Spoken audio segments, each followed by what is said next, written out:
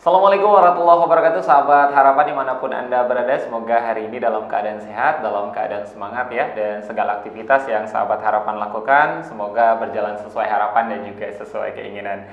Sudah hadir di studio podcast Las Harfa di hari ini, luar biasa di tengah jadwal beliau yang luar biasa padat. Ini masih bisa untuk hadir, menyempatkan untuk sama-sama berbincang, ngobrol bareng ya teman-teman selama 30 menit ke depan. Langsung saja akan Faiz perkenalkan untuk teman-teman semua. Ini ada Bapak Sigit Iko Sugondo ya. Assalamualaikum Pak Sigit. Waalaikumsalam warahmatullahi wabarakatuh. Kabar baik ya Pak ya?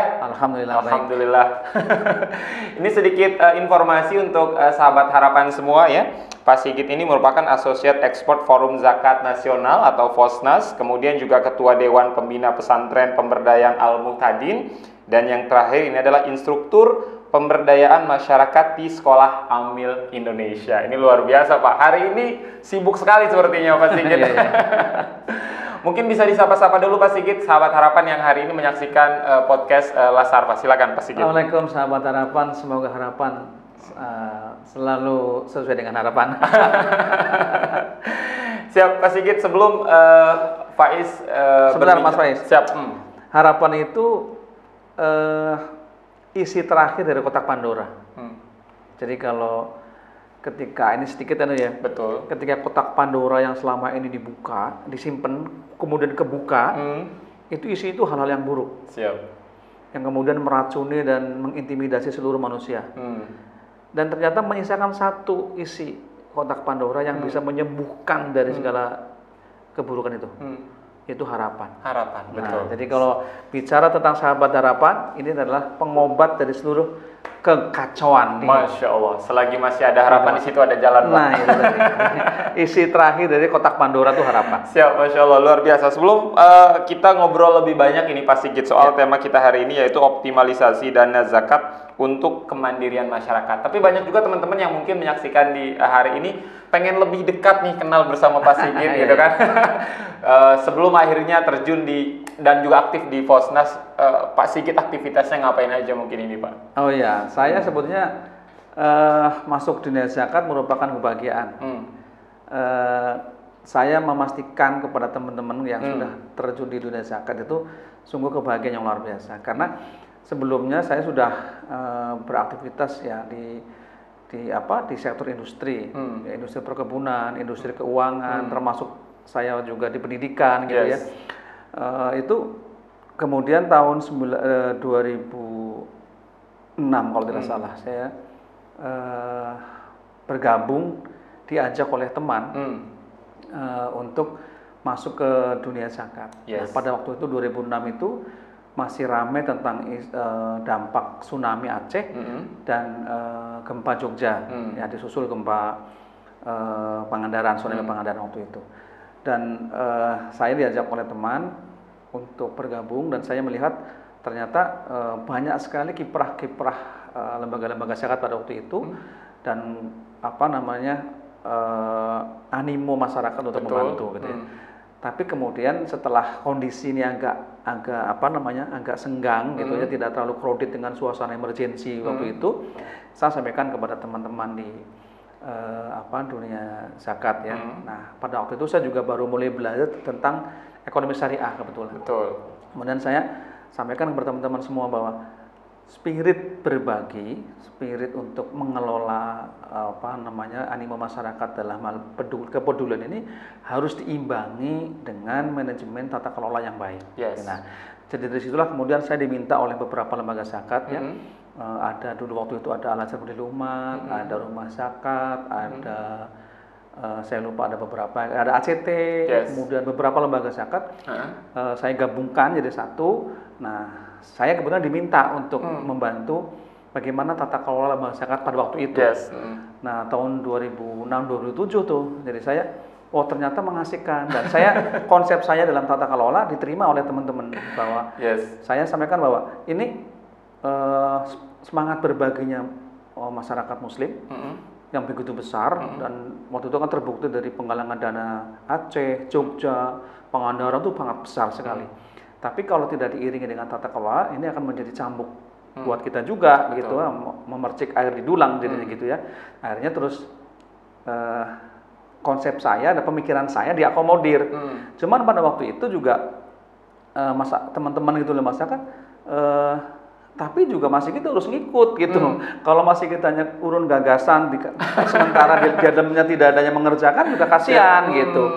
Akhirnya saya ikutlah ikut diajak ke waktu itu oleh Al-Azhar Berdiri Umat ya, nama Pak Sani, kemudian diajak juga oleh Pak Imam Akbari ke ACT waktu itu. Saya diminta untuk membantu beresin itu. Betul. Nah, beresin itu belum berapa lama saya mengerjakan itu, gempa Padang, gempa Pangalengan, justru gempa Sumatera Barat waktu itu. Crowded lagi, suasana emergency kan. Nah disitulah baru kami merapikan, jadi manajemen relawan, manajemen tata kelola, manajemen program seperti apa, sehingga masyarakat melihat bahwa lembaga filantropi ini dikelola dengan baik dan memberikan dampak yang baik. Betul. Jadi berangkat dari tahun 2006 dan sekarang 2022 sudah terlanjur jatuh cinta ya Pak? Sudah, iya. Dan sudah akhirnya ya alhamdulillah sudah tahu betul seluk-beluknya gitulah. Sudah tahu betul seluk-beluknya bagaimana regulasi berbicara. Dulu kan belum banyak regulasi. Jadi regulasi zakat saja kan baru Undang-Undang 2003 tahun 2011 kan baru diberlakukan 2016. Siap.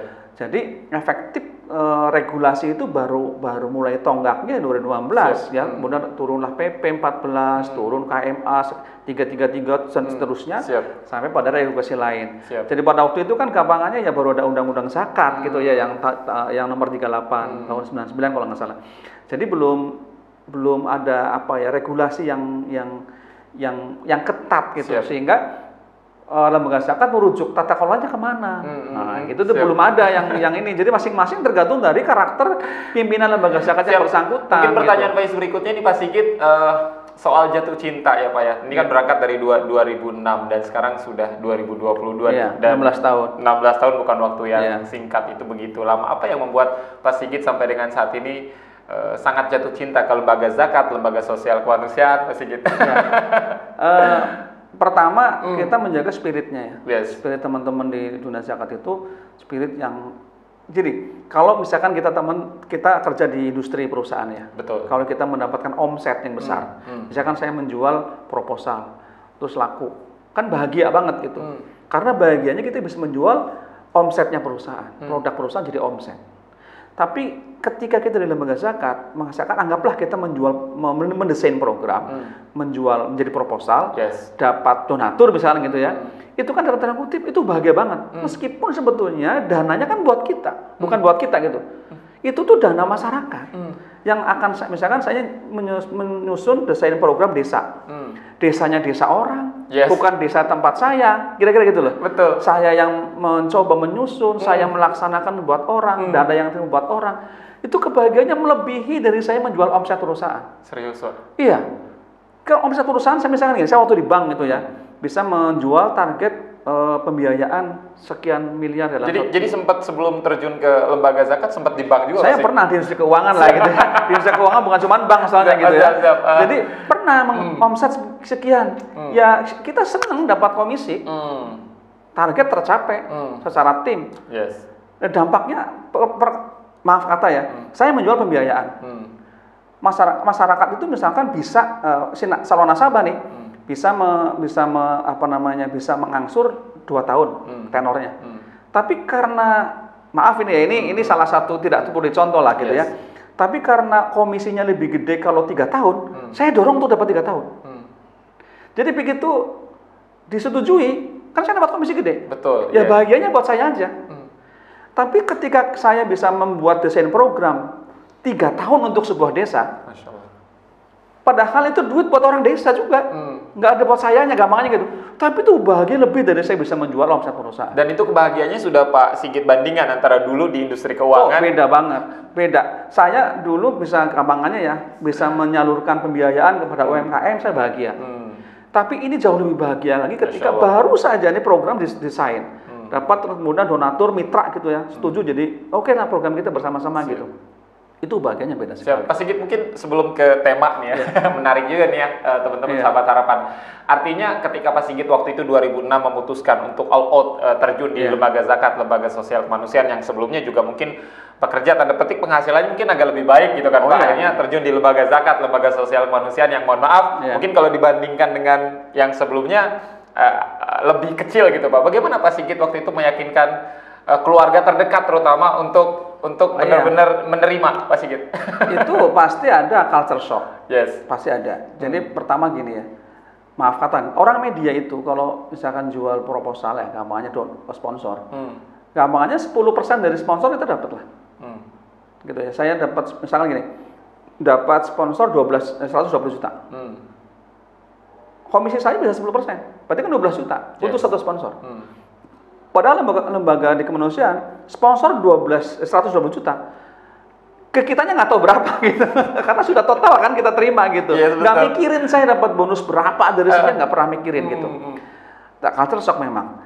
Jadi keluarga juga harus paham memang. Jadi belakang kita keluarga juga harus paham bahwa begitu pindah dari industri sana ke industri sini ya, apalagi tahun 2006 belum ada standar gaji yang gede gitu ya, nggak ada lah yang mikirin gaji gede itu, nggak ada 2006. Pokoknya bisa berbuat aja panjang udah bagus. Jadi kita betul-betul voluntary gitu ya, betul-betul orang tuh ya, ayolah masuk ke dunia ini gitu, betul-betul hanya pengen mengelola gitu, nggak kepikiran. Ya saya mendapat penghasilan juga dari situ, nggak munafik ya. Saya untuk dalam tanda kutip pengganti operasional dulu teman-teman lembaga zakat yang saya bantu, jawabannya Mas Sigit, mohon maaf saya baru bisa mengganti operasional Mas Sigit sekian gitu. Ya saya bawa ke rumah, Bun ini penghasilan. Meskipun tidak sebesar yang sebelumnya Pak ya. Iya, tapi sudah memahami bahwa pekerjaan yang kita geluti sekarang itu bukan cuma sekedar Masya Allah. urusan kita, gitu, masih banyak orang. Siap. Satu pertanyaan terakhir sebelum ke tema mungkin Pak Sigit, tentu selama belasan tahun aktif di lembaga zakat, lembaga sosial kemanusiaan, begitu banyak cerita mungkin Pak. Mungkin nggak ada cerita dukanya, mungkin suka semua Pak ya. Suka ketika membantu orang gitu kan Pak ya. Pernah punya pengalaman yang susah rasanya Pak untuk dilupakan belasan tahun aktif di lembaga zakat Pak? Momennya di mana dan waktu itu lagi ngapain itu Pak? Momen itu saya kalau ya semuanya punya sendiri-sendiri lah, punya keunikan sendiri-sendiri. Tapi saya pernah mengalami satu tahun 2013 saya diminta untuk mendampingi 12 desa di pedalaman Kalimantan Tengah gitu ya. 7 di Kalimantan Tengah, 5 desa di Kalimantan Selatan waktu itu. Tahun 2013 saya seperti masuk lorong waktu gitu. Saya dulu waktu belajar pertanian itu ada mengenal istilah tahap pertanian itu mengumpul dan berburu gitu ya. Ketika saya belajar SMP saja tahun 86 gitu, jadi saya belajar di SMP, mengumpul dan berburu itu kayaknya pekerjaan orang Jawa sekian tahun yang lalu gitu kira-kira. Yang kayaknya zaman kerajaan jadul banget gitu. Tapi 2013 saya masuk ke pedalaman Kalimantan itu masih terjadi. Betul-betul masih terjadi. Bahkan saya sampai mengajari orang untuk bercocok tanam, orang mengajari orang bahwa ini loh, dia tahu makanan terong, terong, sayur terong, tapi nggak tahu tanaman terong tuh kayak gimana, gitu. Itu sampai belajar. Perjalanan dari jalan sampai ke pinggiran sungai itu jalan kaki membelah hutan gitu. Pokoknya maghrib baru sampai gitu, maghrib baru sampai karena kita nggak mau kemalaman di tengah hutan Kalimantan gitu, kira-kira gitu. Jadi itu yang dan rasanya bahagia sekali kalau sudah sampai di desa itu gitu, dan alhamdulillah sekarang desa sudah maju. Berapa lama waktu itu Pak? Anda bisa bayangkan tahun 2013 saya masuk ya, Lebaran 2014 atau 2015 saya lupa ya, itu kepala desanya itu mengucapkan kiriman gambar ke saya, ucapan orang kan selamat Hari Raya Idul Fitri gitu ya. Dia menjawab mengirimkannya gambar truk masuk ke depan rumah dia. Ada truk masuk ke dalam rumah dia. Ucapannya, Pak, alhamdulillah truk Lebaran kali ini sudah bisa masuk ke desa kita. Saya mengucapkan terima kasih. Kenapa itu istimewa? Karena itu desa di pinggir jalan, di pinggir sungai yang tidak mungkin dilalui oleh truk. Nah, pada waktu itu orang berusaha untuk membuat jalan, menimbun. Nah, nimbunnya itu begitu ditimbun kena banjir hilang lagi. Ya. Nah, saya pernah tugas di perkebunan di Pasang Surut di Sumatera Selatan. Dia punya teknologi namanya cerucup kayu gelam gitu. Jadi sebelum kita timbun itu kita pasangin cerucup gitu loh, gitu ya. Jadi pondasi yang sangat murah gitu. Nah, teknologi itu saya aplikasikan di sana. yang sebelumnya masyarakat tuh nggak tahu. Terus gimana cara membangun jalan ini? Saya temuin lah teknologi ini, saya desainkan ke situ. Saya temuin lah perusahaan sebelah untuk pinjam beko, ya. Terus sebelah lagi saya minta untuk solar gitu. Jadi akhirnya terbangunlah jalan ini, jalan tanah timbunan itu sepanjang 5 km kurang lebih. Dan panjang, Pak, 5 kilometer. Dan kita hanya mengeluarkan dana 47 juta. 47 juta itu hanya untuk beli solar dan beberapa bahan yang kita ambil, misalkan terpal untuk itu. Nah, sehingga nggak nyampe setahun desa itu sudah punya akses yang tadinya terisolir gitu lewat hutan Kalimantan. Jadi si kadesnya saja yang tadinya nggak ngerti, udah bersusah payah mikirin, ngirim ucapan kartu lebaran itu dengan ngirim truk di belakang rumah dia gitu, di pekarangannya dia. Siap. Waktu itu di Kalimantan hampir 1 tahun harinya, Pak. Full di sana tuh sempat bolak-balik ke rumah. Oh, bolak-balik. Kita kalau Harfa punya FF ya. Kita punya pendamping desa di situ. Siap. Nah, pendamping desanya kita taruh di situ dan alhamdulillah habis itu baru kita belajar nanam. Belajar nanam yang kita tanam timun awal mulanya. Timun baru mau panen, yang duluan manen adalah monyet. Karena rumahnya hutan itu penduduk Kalimantan di Perantau sangat harmoni dengan alam. Betul. Jadi meskipun rumahnya di depan pinggir ini, belakangnya hutan, itu monyet itu berakrab dengan mereka. Siap. Nah, ketika kita menanam timun belum dipanen, monyet sudah duluan manen. Tapi ya nggak kapok aja kita tanam. Jadi tahun 2013 kita ngajarin orang budidaya gitu.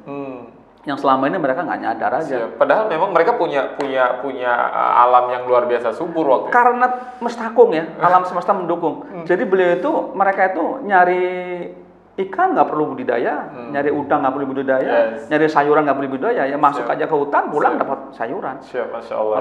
Lempar bubu gitu juga sudah dapat udang. Jadi tidak ada budidaya karena mereka sudah merasa bahwa ngapain budidaya, orang di alam juga tersedia. Semuanya tersedia di alam. Iya. Ketika hutan berubah jadi kebun sawit, mulailah ini tidak bisa menemukan sayur-mayur itu.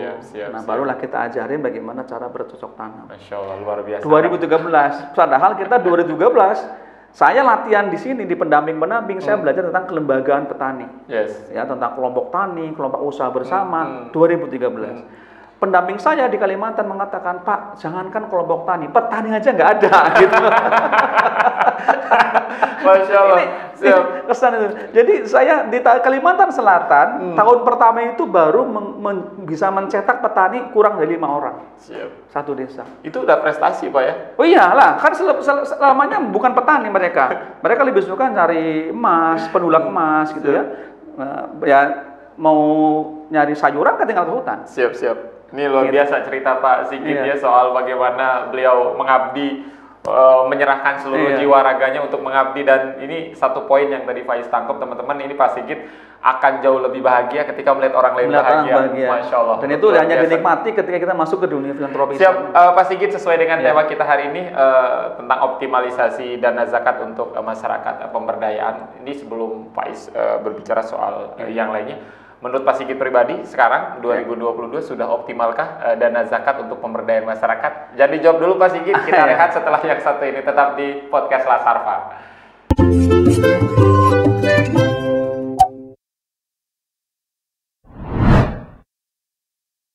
Yes, terima kasih banyak sahabat harapan, tentunya masih menyaksikan podcast Lasarfa hari ini. Tapi sebelumnya Faiz mengajak untuk sahabat harapan semua untuk sama-sama subscribe ya di channel YouTube-nya Lasarfa, kemudian juga di follow di semua sosial medianya, di Instagram, di Facebook, di Twitter, di TikTok teman-teman ya, agar teman-teman tahu update dan juga kegiatan yang Lasarfa lakukan setiap harinya. Masih bersama dengan Pak Sigit. Masya Allah, ceritanya Faiz pribadi belum tentu sanggup Pak. Tinggal di pedalaman Kalimantan yang kalau kita buka pintu aja takut ada harimau, Pak. Buka pintu harimau enggak. Di sana itu paling banyak bekantan sama piton ya. Oh, ular, piton. Ya, ular piton. Kalau monyet udah biasa. Kalau monyet udah biasa, paling sering kita temui itu piton sama itu ya. Pak Sigit pribadi pernah? Bekantan paling sering. Bekantan. Bekantan. Itu bahaya juga, Pak ya? Ya bekantan asal nggak diganggu. Asal jangan diganggu kalau Nah, kita kalau kita belajar dari teman-teman Kalimantan itu mereka sangat harmoni. Jadi maaf kata ya, kalau ada ular mereka biasa, ada monyet biasa, ada. Yang penting jangan mengganggu lah Pak ya. Iya, semacam kayak udah harmoni gitu di sana itu, jadi nggak kagetan. Kalau kita ganggu piton, ngelilit wassalam udah. Pak mungkin pertanyaan yang tadi yang sempat ke pending. Kalau pertanyaan Pak Is berikutnya soal sudah optimalkah sekarang dana zakat untuk pemberdayaan masyarakat, jawaban Pak Sigit seperti apa? Sudah jauh lebih baik. Siap. Sudah jauh lebih baik. Jadi begini, dalam regulasi pendayagunaan zakat itu kan memang tertulis dalam Undang-Undang Zakat.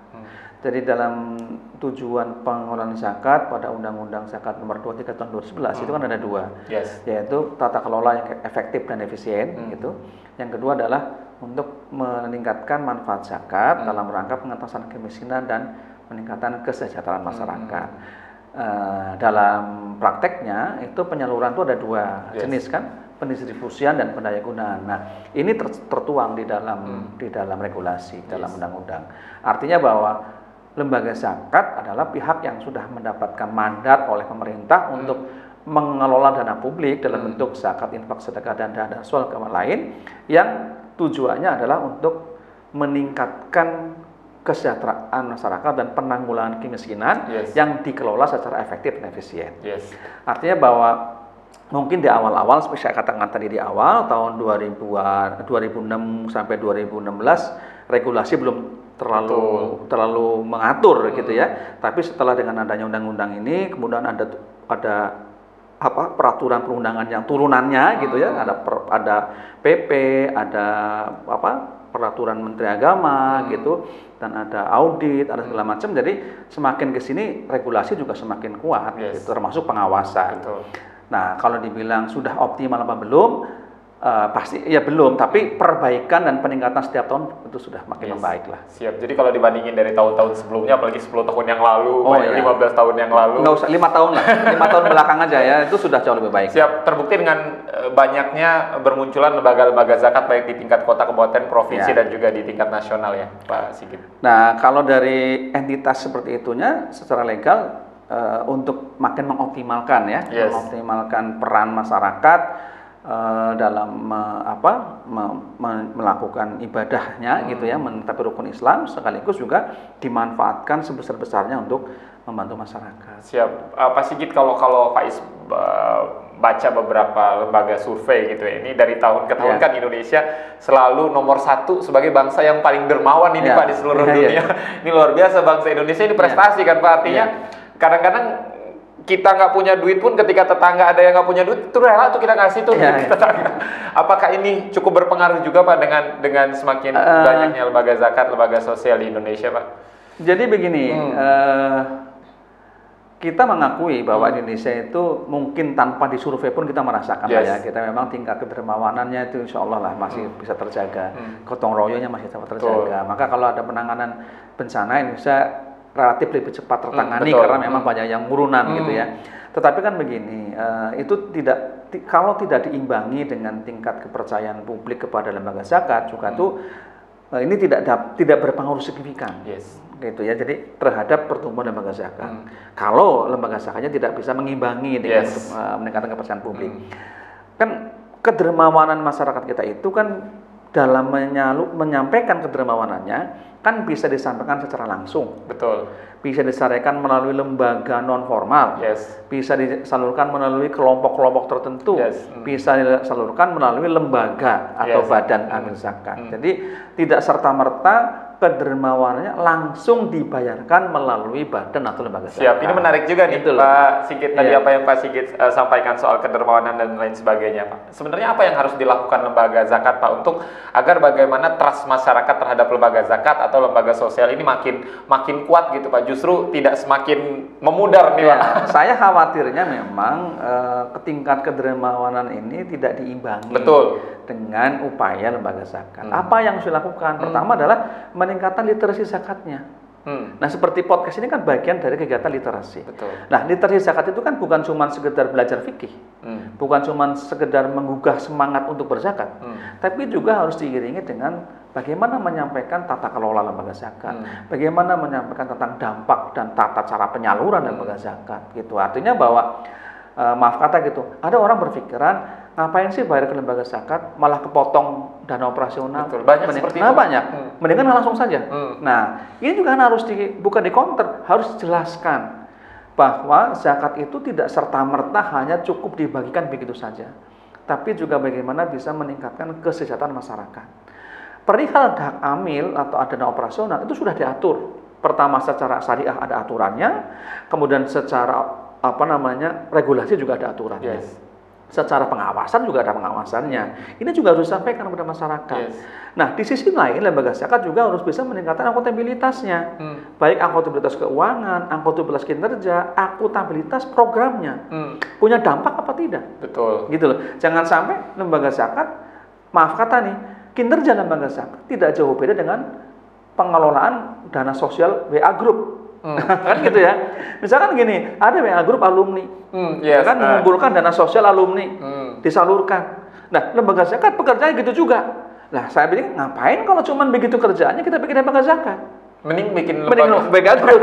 Cukup dengan WA Group kan kira-kira gitu ya. Siap. Maka lembaga zakat dengan regulasi yang ada, dengan kompetensi yang ada, dengan sistem yang baik itu harusnya jauh lebih baik. Betul. Sehingga kepercayaan publik juga meningkat. Siap. Nah, kita bilang ada namanya reputasi. Reputasi itu harus dibangun. Reputasi itu harus dijaga. Dan reputasi itu jangan sampai terjadi erosi brand. Betul. Nah, gitu loh. Nanti kalau sekarang mungkin belakangan ada tsunami brand. Betul. Ya, karena goncangan lembaga lain berdampak kepada kita.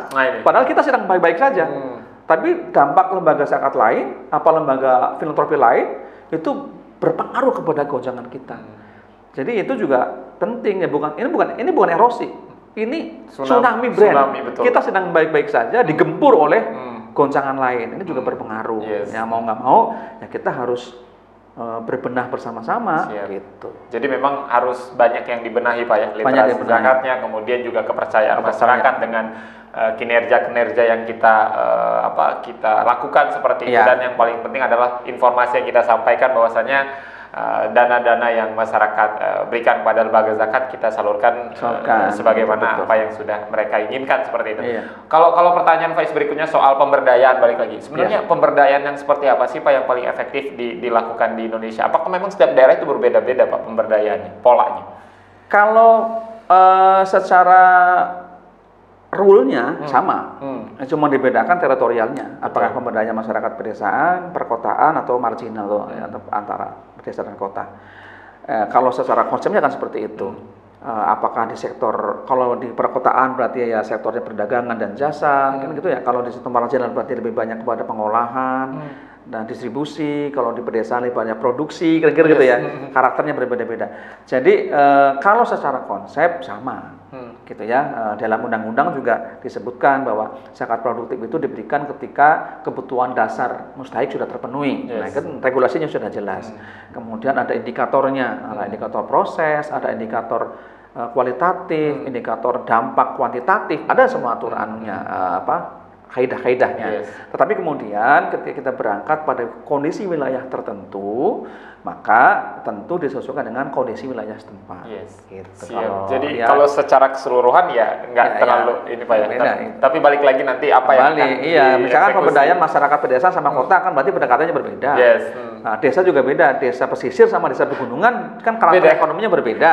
Gitu. Itu paling yang diperlukan diperlukan teknik pengkajian wilayah yang memadai.